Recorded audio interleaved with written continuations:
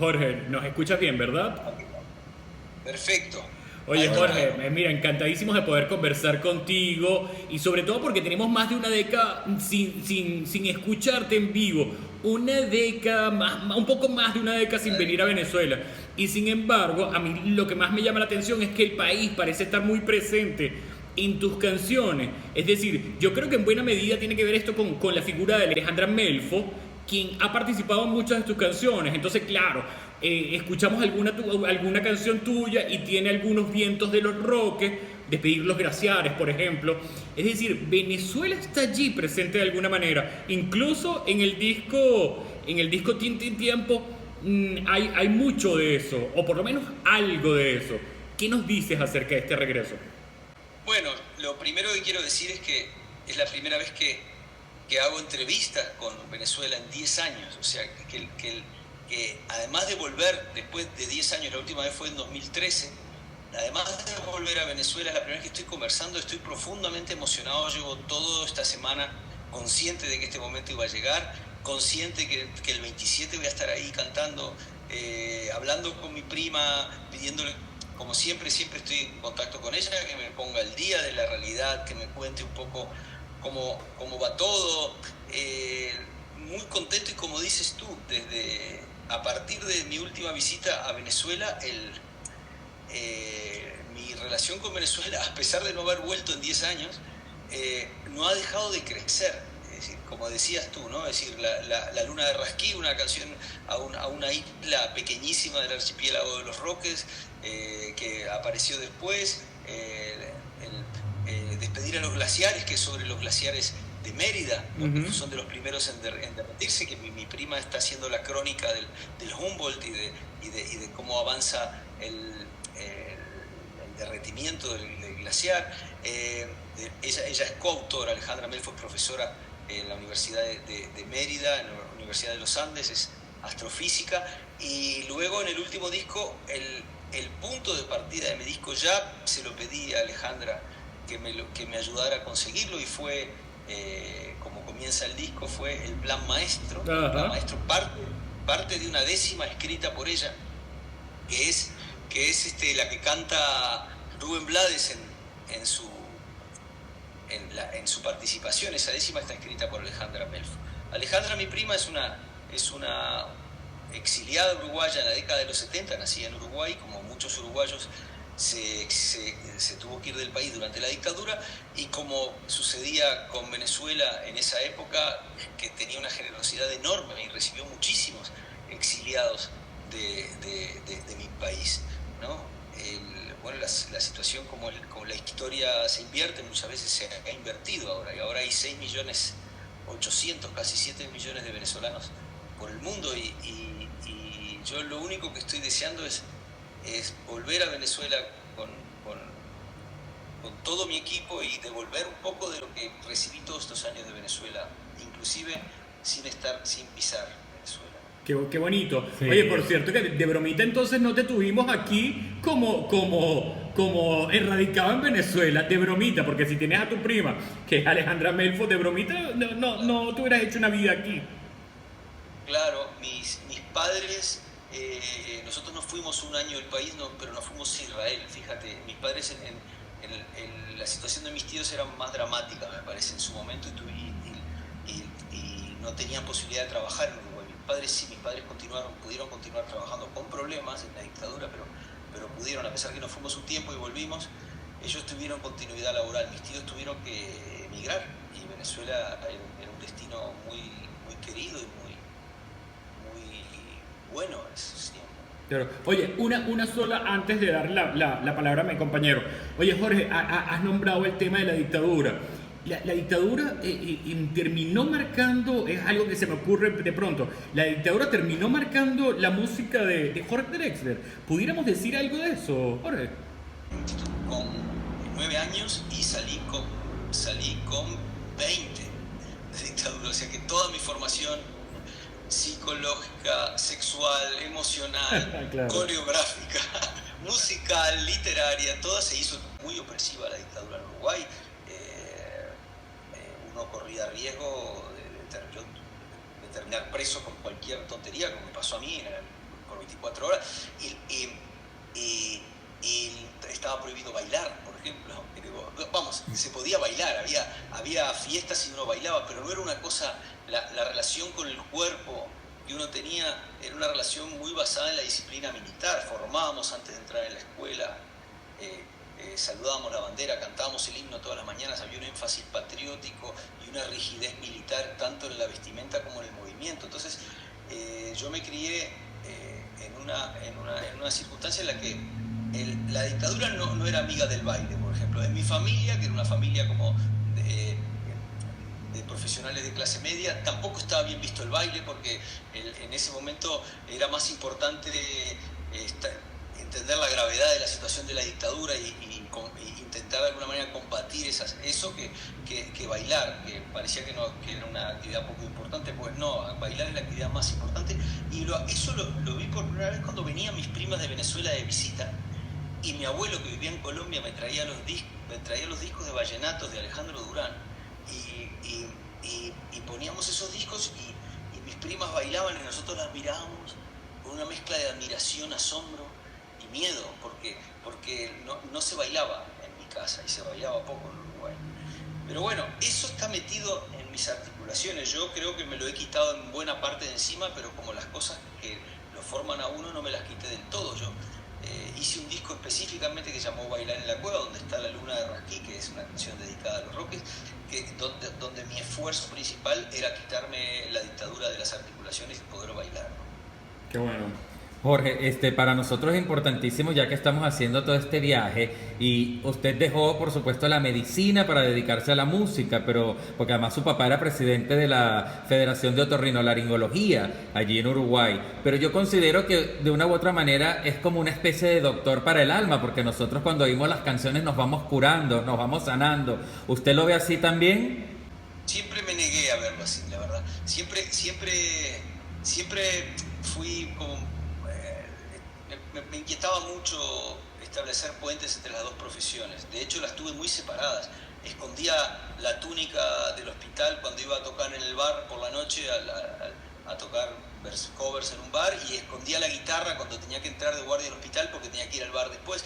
Entonces, como si esa contradicción no la pudiera asumir. Nunca quise establecer ese puente que estás estableciendo tú, por ejemplo, hasta que después de un tiempo perdí la vergüenza en ambas direcciones. Empezó a integrar lo que había estudiado en Facultad de Medicina, donde yo pensé que había perdido 10 años de mi vida en vez de dedicarme a la música desde muy joven, pero empecé a integrar eso en los textos. Aparecieron canciones como Todo se transforma, que está basada en la ley de conservación de la masa y de la energía, en la bioquímica, en cosas que estudiaba en facultad, y hasta el plan maestro, que es la última, ¿no?, que habla del amor como estrategia evolutiva. Es decir, cuando pude hacer ese puente fue como una reconciliación conmigo mismo, y ahí perdí un poco la vergüenza de aceptar lo que dices tú, que de alguna manera 10 años en Facultad de Medicina, aprendiendo a escuchar al interlocutor y a intentar la máxima de la medicina, al menos no hacer daño como primera máxima, o intentar ayudar en lo que uno pueda, empezando por mí, que soy un paciente también, como todos, digamos, ¿no? De todo.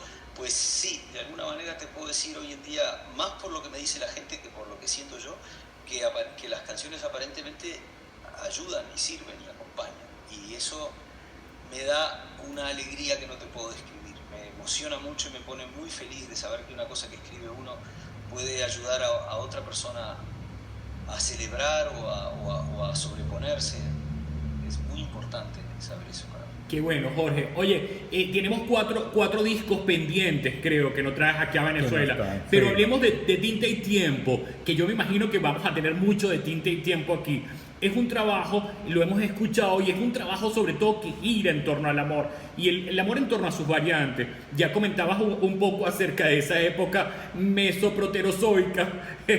Y también en algunos momentos es una canción de cuna. O por ejemplo, es también un canto al amor paternal, con El día que estrenaste al mundo, por ejemplo. Y también es un canto al tema de las redes, con O Algoritmo. ¿Cómo el amor allí presente? ¿Qué nos dice Drexler acerca de todo eso? Pues mira, a mí, si tú pones una radio hoy en día, o si hay gente todavía, si hay alguien que escucha radio, si enciendes la radio, o bueno, pon YouTube si quieres y pon canciones, vas a escuchar un 80% de las canciones que hay tratan sobre la temática amatoria, digamos, ¿no? Es decir, sobre el amor, y dentro de ese 80% te diría que la gran mayoría, si no todas, tratan del amor romántico. Y dentro del amor romántico, la gran mayoría tratan sobre el comienzo del amor, sobre el enamoramiento, digamos, ¿no? Y sobre el final del amor, sobre el desamor, ¿no? Entonces, a mí me interesaba escribir escribir todo lo que pudiera sobre el amor, sin entrar directamente, salvo lo imprescindible, en esos dos estados, que son los más cantados, ¿no? Por eso el amor está escrito, es la historia más antigua de amor que se me ocurre, que es la primera vez que en la historia de este planeta, dos células hace 1.600 millones de años, por primera vez deciden juntarse para generar un individuo que es una mezcla de ambas. O sea, dos organismos fusionándose para generar un tercer organismo. Si eso no es el nacimiento del amor y del sexo, yo no sé muy bien qué es, y de la cooperación también, por otro lado, ¿no? Es decir, deciden juntarse, y lo más maravilloso es que esa estrategia funcionó como estrategia evolutiva.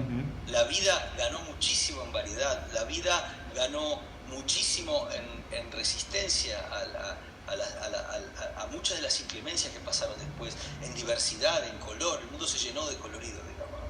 Entonces yo quería contar esa historia y no acabar hablando siempre de ese primer impulso amatorio o de la desazón del desamor, digamos, ¿no? Que no tengo nada contra ella. He escrito muchas canciones de amor, de enamoramiento, y también está Tocarte en el disco, por ejemplo, que es una canción que habla directamente de esa primera etapa del amor y del deseo, digamos, ¿no?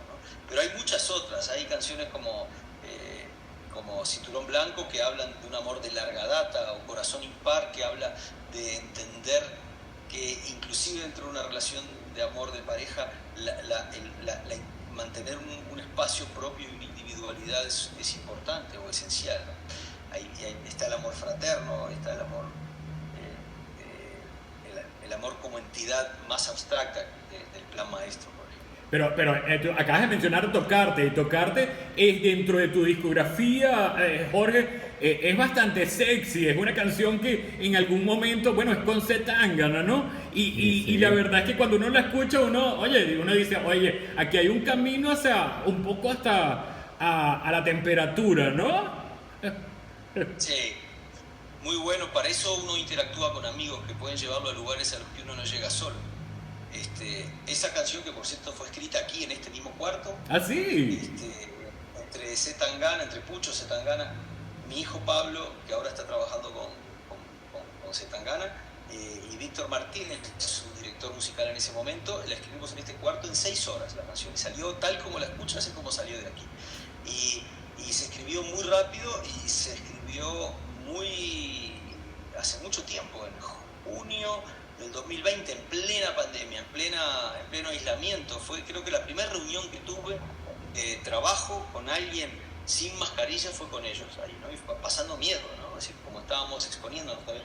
Entonces, fue muy importante para mí esa canción. Me abrió nuevos caminos temáticos, nuevos caminos térmicos, como dices tú, de la temperatura, nuevos caminos métricos también, porque la métrica de la letra es una métrica de rima repetitiva: valiente gallina, la bolsa de la vida, picar medicina, chupar golosina, perder la partida, es decir, todas rimas homófonas, digamos, ¿no? Como que suenan iguales todas unas con la otra, digamos, ¿no?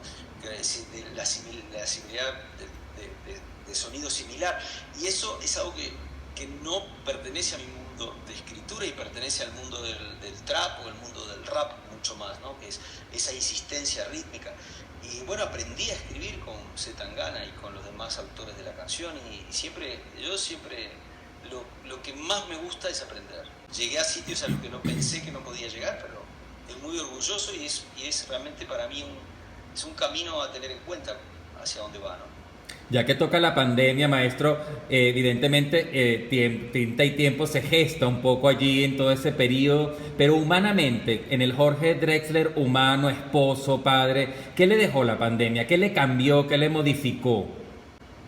Eh, bueno, fue un periodo para la vida familiar y para la relación con mis hijos, por ejemplo, que ellos recuerdan con una mezcla de miedo y de enorme satisfacción de que sus padres, porque tanto yo como la madre de mis hijos, pasamos mucho tiempo viajando. Entonces que de repente estuviéramos todos juntos en casa durante mucho tiempo, yo tengo un bonito recuerdo. De vez en cuando alguno de mis hijos hasta hace poco preguntaba, bueno, ¿cuándo va a volver a haber un confinamiento? Entonces es una generación que se adaptó a eso muy rápidamente y yo quiero decir que, claro, no quiero ser superficial porque fue una época enormemente traumática y de muchísimas pérdidas para mucha gente cercana también, pero tú me preguntabas en el ámbito doméstico y el ámbito doméstico para mí significó un refuerzo de los vínculos más primarios, ¿no? Así, los directos, Qué bonito. la gente que con la que no puedes no convivir. Y desde el punto de vista profesional, para mí, o artístico, me gusta más que profesional, fue la constatación de que uno no escribe solo y de que no puedo escribir sin un interlocutor. Me costó muchísimo escribir en la pandemia, muchísimo. Hasta que no volví a juntarme con gente, prácticamente no podía terminar las canciones, me faltaba algo que no entendía, pero digo, pero ¿cómo? Si yo escribo solo en una hoja de papel, pero uno en una época normal está mucho menos solo de lo que cree, baja al bar, habla con la gente, se encuentra con alguien en la esquina, se va a hacer un concierto y vuelve, habla con sus compañeros y compañeras de trabajo. En cambio así, día tras día, frente a la hoja de papel solo y con tu familia, es muy complicado para mí. Jorge, No es una operación técnica, claro, abstracta que simplemente te sientes y salga. Yo necesito, para tener vida interior, necesito vida exterior. No digo que todo el mundo lo necesite, quizás sea un defecto, pero eso es una característica. pero Jorge, nos dicen que ya tenemos que ir cerrando rapidito. Oye, vamos a celebrar aquí en Caracas. Lo vamos a hacer con este disco que definitivamente, ya lo decías tú, que termina siendo como, ahí hay de todo. Ahí hay, por ejemplo, décimas, pero también está, incluso hasta Debussy está allí en ese disco Tinta y Tiempo. Está Rubén Blades, está Zetangana. Es decir, es una locura. Hay mucho Mi trópico, pregunta es, ¿vamos finalmente a poder bailar, que es uno de los grandes deseos de Jorge Drexler? Drexler nos va a regalar ese baile que siempre ha dicho que no ha aprendido, pero que ya se deja. Vamos a bailar con Jorge Drexler. Claro, ahora me doy cuenta de una cosa muy importante, que hace 10 años que no voy a Venezuela y en el interín hice el disco siguiente que hice a Vida Venezuela fue Bailar en la Cueva, donde cambió ese paradigma. Ajá. Y donde el show pasaba a ser visto de pie casi todo el concierto. Yo te digo, el último concierto que di, lo más cercano a Venezuela, que fue Bogotá, la última vez que toqué ahí, en el Movistar Arena de Bogotá, empezó el concierto, el público se puso de pie y estuvo de pie hasta que terminó el concierto. Llevamos además ahora una formación todavía más poderosa que la que teníamos en Bogotá. Somos 4 hombres y 4 mujeres en vivo. Ah, qué bueno.